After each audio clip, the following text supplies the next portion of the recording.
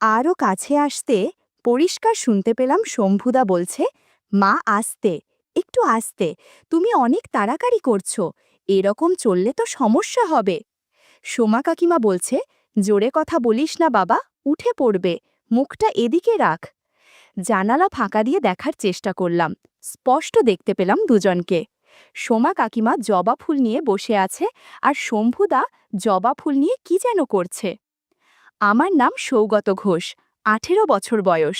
সবেমাত্র উচ্চ মাধ্যমিক পরীক্ষা দিয়েছি, রেজাল্ট এখনো পর্যন্ত বেরোয়নি।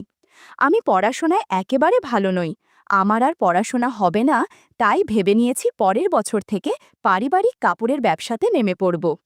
আমার ঠাকুরদা মানে বিমলেন্দু ঘোষ বাড়ির যাবতীয় সব সোনা গয়না কিংবা টাকা পয়সা সব কিছুই দাদার আলমারিতে থাকে।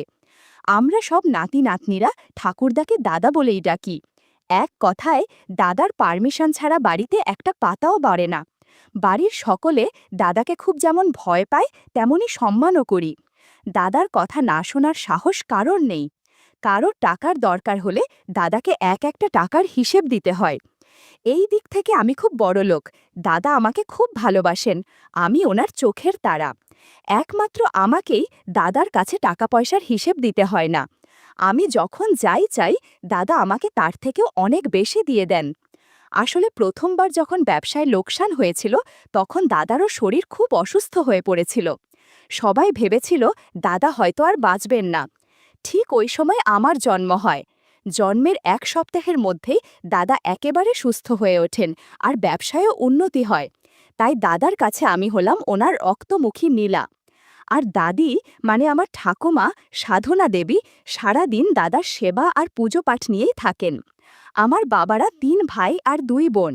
আমার জেঠু মানে অরুণকান্তি ঘোষ খুবই সাদাসিধে মানুষ, কারোর সাথে পাচে থাকেন না, খুবই শান্ত ও নিরীহ প্রকৃতির মানুষ। জেঠিমার নাম পারুল ঘোষ, উনি একজন সরকারি স্কুলের শিক্ষিকা। জেঠু জেঠিমা আমাদের নিজের সন্তানের থেকেও বেশি ভালোবাসেন, কিন্তু দুর্ভাগ্যবশত এমন মানুষদের কোনো ছেলে মেয়ে নেই, তাই হয়তো একটু বেশিই ভালোবাসেন আমাদের। জেঠিমা বেশিরভাগ দিনই বাপের বাড়িতে থাকেন চাকরির জন্যে। আসলে প্রতিদিন এখন থেকে স্কুলে যাতায়াত করা সম্ভব হয় না তাই। তবে প্রতি শনিবার স্কুল ছুটির পর বাড়ি চলে আসেন, আবার সোমবার সকালে বেরিয়ে যান। জেঠিমা খুবই অমায়িক প্রকৃতির মানুষ, এমনকি উনি ওনারও মাইনের টাকাটা দাদার হাতেই তুলে দেন। দাদা এত হিসেবে বলেই আজ আমাদের পরিবার এতটা প্রভাবশালী। আমার বাবার নাম বরুণ কান্তি ঘোষ, খুবই খোশমেজাজি মানুষ, সব সময় হাসি খুশি থাকেন। আমি কখনো বাবাকে রাগ বা ঝগড়া করতে দেখিনি। খুবই মিষ্টভাষী, কাপড়ের দোকানেই কাজ করেন। আমার মায়ের নাম আরতি ঘোষ, বাবা মায়ের লাভ ম্যারেজ, মা হাউসওয়াইফ। মা খুব ভালো ছবি আঁকেন। মাকে খুব সুন্দর দেখতে, মাকে দেখলে কেউ বলবে না যে মায়ের বয়স 34 বছর, এখনও মাকে 24 কি 25 বছর বয়সী বলে মনে হয়। আমার একজন দিদি আছে, সুচরিতা ঘোষ, দিদি কলেজে পড়ে, ফার্স্ট ইয়ার। আসলে আমাদের পরিবার খুব বড়, আরও অনেক আত্মীয় রয়েছেন আমাদের, তবে ওনাদের পরিচয় পরে হবে। বাড়ির দুর্গাপুজো, পুজোর 10 দিন আগে থেকেই বাড়িতে ব্যস্ততা শুরু হয়ে যায়। প্রথম থেকেই আমাদের বাড়িতে দুর্গাপুজো খুব ধুমধাম করে পালন করা হয়। পুজোর পুরো সপ্তাহটা বাড়ির সবাই ও সমস্ত আত্মীয় স্বজন আমাদের বাড়িতেই থাকেন। পুজোতে এখনও 1 সপ্তাহ বাকি, তাই এখন থেকেই বাড়িতে আত্মীয়দের আনাগোনা শুরু হয়ে গেছে।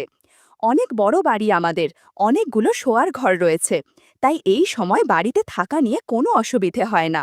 এখন দুপুর 12টা, বাড়িতে এখন পুরুষদের স্নানের তোড়জোড় চলছে। কিছুদিন আগে দাদার পায়ে মোচ লেগেছে, তাই দাদি দাদাকে স্নান করিয়ে দেন। পুরুষদের মধ্যে দাদা সবার আগে স্নান করেন, বাড়ির কর্তা বলে কথা।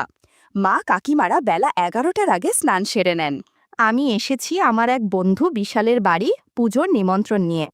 যদিও আমাদের বাড়ির পাশেই বন্ধুটার বাড়ির, আর অনেক দিন আগে থাকতেই ওকে বলেছি সপরিবারে উপস্থিত থাকার জন্যে, তবুও বাড়িতে এসে বলে যাওয়াটা আমাদের প্রথা। ছোটবেলায় বিশালদের বাড়ি খুব আসতাম খেলার জন্যে, এখন আর খুব একটা যাতায়াত হয় না। বিশালের বাবা কাজের জন্যে বিলেতে থাকতে হয়, 2 বছর একবার কি দুবার আসেন। আমি কাকুকে খুবই কম দেখছি, হঠাৎ বাইরে কখনো দেখলে হয়তো আমি চিনতেও পারবো না। আমাকে বাড়িতে দেখে বিশালের মা খুব খুশি হলেন। বিশালের মাকে আমি কাকিমা বলে ডাকি। কাকিমা আমাকে বলল, তোমাকে তো এখন আর দেখাই যায় না। বিশালকে যে কতবার বলেছি তোমাকে একবার বাড়িতে নিয়ে আসার জন্যে। তুমি তো আর অসই না। এখন আমাদের বাড়ি আর আসতে ভালো লাগে না বুঝি? আমি বললাম, না না কাকিমা, ওরকম কোনো ব্যাপার নয়। আসলে এখন আর সময় পেতাম না। একদিকে পরীক্ষার চিন্তা, তার ওপর ঠাকুমার শরীরটাও খুব একটা ভালো থাকে না। মাঝে মাঝে অসুস্থ হয়ে পড়েন। তাই একটু ব্যস্ত থাকতে হয়। বাড়ির বড় ছেলে বলে কথা, বুঝতেই পারছো। বিশালের কথা জিজ্ঞাসা করতেই কাকিমা বললেন, বিশাল এইমাত্র স্নান করতে গেছে। একটু বসো, আমি একটু চা করে আনি। চা খেতে খেতে বিশু চলে আসবে। এই বলে কাকিমা চা করতে চলে গেলেন। আমিও সোফার উপর পা তুলে বসে পড়লাম। বিশালদের বাড়িতে কত স্মৃতি রয়েছে আমাদের। আমাদের বলতে আমার, বিশাল, সৌম্য, ছোটু আর বৃষ্টির। বৃষ্টি হলো বিশালের দিদি। আমার থেকে 1 বছরের বড়। ওকে আমি দিদি বলি না। আমরা একসাথেই পড়তাম ক্লাস 10 পর্যন্ত। তারপর বৃষ্টি মামার বাড়ি চলে যায় ইন্টার পড়ার জন্যে। তারপর থেকে আর ওর সাথে খুব একটা দেখা হয়নি। আমি বৃষ্টিকে খুব পছন্দ করতাম। ছোটবেলায় আমি ওকে প্রপোজ করেছিলাম, আর বৃষ্টি আমাকে হ্যাঁও বলেছিল। আমার ছোটবেলায় ঘর ঘর খেলতাম যখন, আমার আর বৃষ্টির বিয়ে হতো। পুরোহিত হতো বিশাল। তখন খুব মজা করতাম। ছোটবেলার আনন্দের দিনগুলো কত তাড়াতাড়ি চলে যায়, তাই না? পুরনো দিনের বোকা বোকা কথাগুলো ভাবতে ভাবতে হঠাৎ মুচকি মুচকি হেসে ফেললাম। ওই সময় আমার চোখ চলে যায় বারান্দায় শুকোতে দেওয়া ব্লাউজের উপর। দুটো ব্লাউজ রাখা আছে সেখানে, একটা হালকা গোলাপি আর একটা কালো, পাতলা কাপড়ের ফুলের ডিজাইনে বানানো। মনের মধ্যে কিছু অদ্ভুত চিন্তা ঘুরতে লাগিল। এমন সময় কাকিমা এসে বলল, এই নাও চা। চমকে বাম দিকে তাকিয়ে দেখি কাকিমা চায়ের কাপটা টেবিলের ওপর রেখে একটু ইতস্তত করে বললেন, একটু বসো, আমি দুটো বিস্কুট নিয়ে আসি। আমি মনে মনে বললাম, হায় কপাল, কাকিমা কি দেখে ফেলেছেন আমি ওই দিকে তাকিয়েছিলাম? হ্যাঁ, নিশ্চয়ই দেখেছেন, না হলে এমন ইতস্তত বোধ করছিলেন কেন? হে ভগবান, কাকিমা আমাকে নিয়ে কি ভাবছেন কে জানে। এত সাতপাঁচ ভাবছি, তবুও মনটা ইমাজিনেশনের কাকিমার ওই কাপড়ের দিকেই আছে। কাকিমার বিস্কুট আনতে এত দেরি লাগছে, নিশ্চয়ই কাকিমা আমাকে খুব খারাপ ভেবেছেন। কি করব কিছু বুঝতে পারছিলাম না। এমন সময় কাকিমা বিস্কুট নিয়ে এলেন। আমি কাকিমার দিকে একবার তাকিয়ে আবার মুখটা নিচের দিকে করে ফেললাম লজ্জায়। কাকিমার মুখের দিকে কি করে তাকাই? কাকিমা চায়ের প্লেটে বিস্কুটগুলো রেখে প্লেটটা আমাকে বাড়িয়ে দিলেন। প্লেটটা কাকিমার হাত থেকে নিতে গিয়ে দেখলাম কাকিমার কাছে দুটো জবা ফুল রয়েছে। আমার চোখটা চলে গেল কাকিমার জবা ফুলের দিকে। কি সুন্দর দেখতে ফুলগুলো। কাকিমা একটা আকাশি রঙের শাড়ি আর কালো রঙের একটা ব্লাউজ পরেছিলেন। কাকিমা খুব ফর্সা, যার কারণে কাকিমাকে খুব মানিয়েছে এই পোশাকে। জবা ফুলগুলো আকর্ষণীয় ও খুব সতেজ মনে হচ্ছে। শুধু মনে হচ্ছিল জবা ফুলগুলো স্পর্শ করে দেখলে ভালো লাগবে। একবার যদি সুগন্ধ নেওয়া যেত তাহলে ভালো হতো। এদিকে লক্ষ্য করলাম কাকিমার চুলে শ্যাম্পু করেছে আর কিছুটা অগোছালো হয়ে আছেন, আর এভাবেই আমার সামনে একটা চেয়ারে বসে পড়লেন। আমি চায়ে চুমুক দিয়ে এখন ওখান দেখছি, মূলত কাকিমার দিকে না তাকানোর চেষ্টা করছি। কিছুক্ষণ সবাই চুপ। নীরবতা ভেঙে কাকিমাই বললেন, আচ্ছা, তোমার ঠাকুরদা কেমন আছেন? শুনেছিলাম নাকি ওনার পায়ে চোট লেগেছিল। এখন পা কেমন আছে? ডাক্তার দেখিয়েছিলেন নাকি? বললাম, তুমি তো জানোই দাদা ডাক্তার দেখাতে পছন্দ করেন না। হাড় ভাঙেনি, সিঁড়ি দিয়ে নামার সময় পায়ে একটু মোচ লেগেছিল, ফুলে গেছে, হাঁটাচলা করতে একটু অসুবিধে হয়, আর কিছু না। আবার কিছুক্ষণ চুপ। এবার আমি বললাম, বৃষ্টি কেমন আছে? ওর পরীক্ষা কেমন হয়েছে? ও কবে আসবে বাড়িতে? কাকিমা বলল, বৃষ্টি ভালো আছে, বলছে তো ওর পরীক্ষা ভালোই হয়েছে। তারপর কি হয় কি জানি। ও তো পুজোতে আসছে আর 3-4 দিন পরেই। কথা বলতে বলতে কাকিমা ভেজা চুলটা খোলে শুকাতে লাগলেন। আঁচলখানা কাঁধ থেকে বাম হাতের কনুইয়ের কাছে চলে এসেছে কাকিমার। একটু অস্বস্তি লাগছিল। কাকিমা কপালে লাল টিপ, চোখে হালকা কাজল পরেছেন। আলতো নিচু করা মুখের ওই মুচকি হাসি আর তির্যক চাউনি আমাকে ভাষাহীন করে ফেলে মুহূর্তের জন্যে।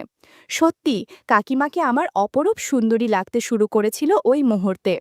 আমি বোকার মতো করে কাকিমার দিকে তাকিয়ে রয়েছিলাম। কি বলবো বুঝতে পারছি না।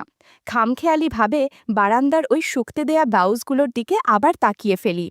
কাকিমাও আমার তাকানো অনুসরণ করে বারান্দার দিকে তাকিয়ে বলেন, আচ্ছা বুঝেছি, বলেই কাকিমা মুচকি হেসে ফেলেন। আমি কাকিমার দিকে তাকিয়ে আবার লজ্জা পেয়ে যাই। তবে কাকিমার হাসি দেখে এটুকু বুঝতে পারি যে কাকিমা আর যাই হোক আমার ওপর রাগ করেননি। আমি এতক্ষণ মাথা নিচু করেই বসেছিলাম। এবার কাকিমার দিকে তাকালাম। যা দেখলাম তা হয়তো স্বপ্নেও দেখতে পেতাম না। কাকিমা আমার দিকে কিছুটা এগিয়ে এসেছেন। আমি শুধু মুচকি হাসলাম, কিছু উত্তর দিলাম না। কাকিমার মুখের দিকে তাকালাম। কাকিমা আমার দিকে সন্দেহের দৃষ্টিতে তাকিয়েছিলেন। তারপর একটু হেসে ফেললেন। বুঝলাম প্রশংসাটা কাকিমার ভালো লেগেছে। শাড়ির আঁচলটা এবার ঠিক করে নিয়ে আমার পাশে এসে বসলেন আর বললেন, তোমরা কত তাড়াতাড়ি বড় হয়ে গেলে বুঝতেই পারলাম না। আমার চোখ জবা ফুলোর দিকেই রয়েছে।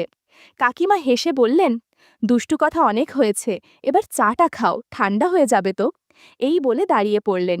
কিছু আগে ভেতর থেকে একটা শব্দ পাচ্ছিলাম। এবার বুঝলাম বিশাল স্নান সেরে বেরিয়ে এসেছে।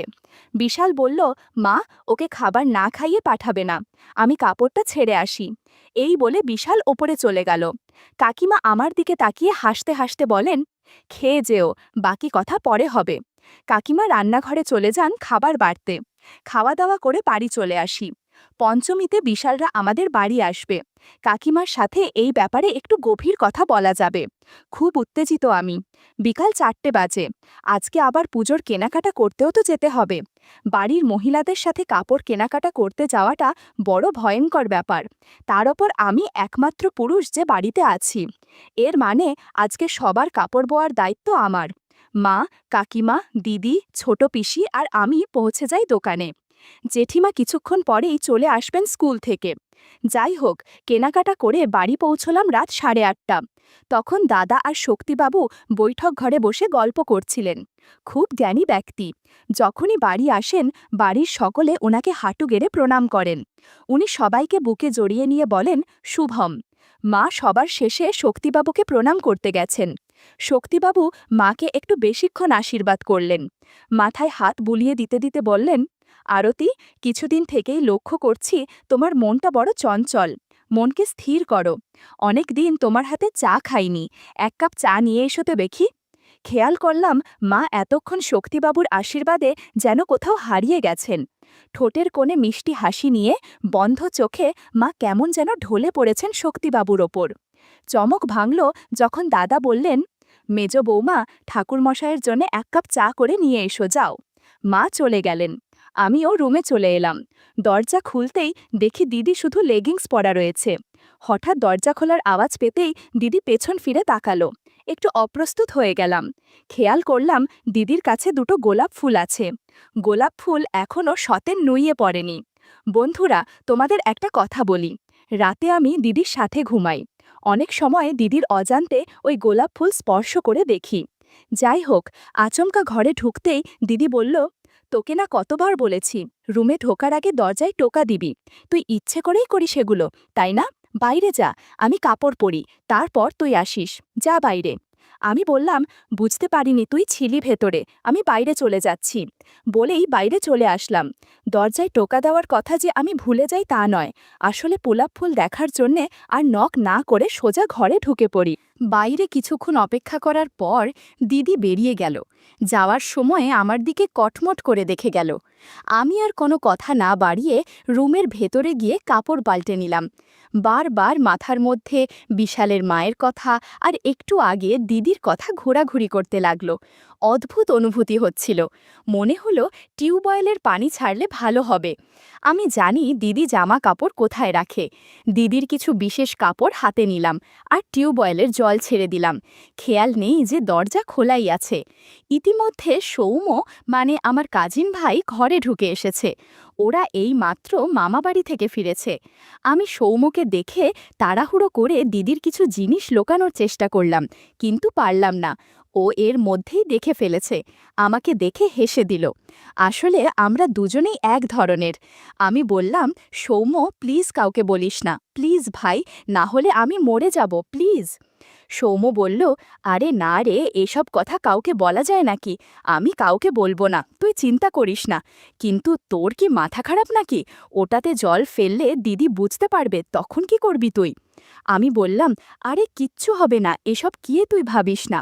সৌম্য আমার দিকে এগিয়ে এসে বলল, আমাকে একবার দে না ওটা, আমিও একবার হতে নি, আমি কাউকে বলবো না। আমি একটু স্বস্তি পেলাম, ওর হাতে দিয়ে দিলাম, আর একটু আগে দিদিকে দেখার ঘটনার বর্ণনা দিতে লাগলাম। কিছু সময় পর খাবার খাওয়ার ডাক এলো। একটু পর আমরা দুজনও ডাইনিং রুমে চলে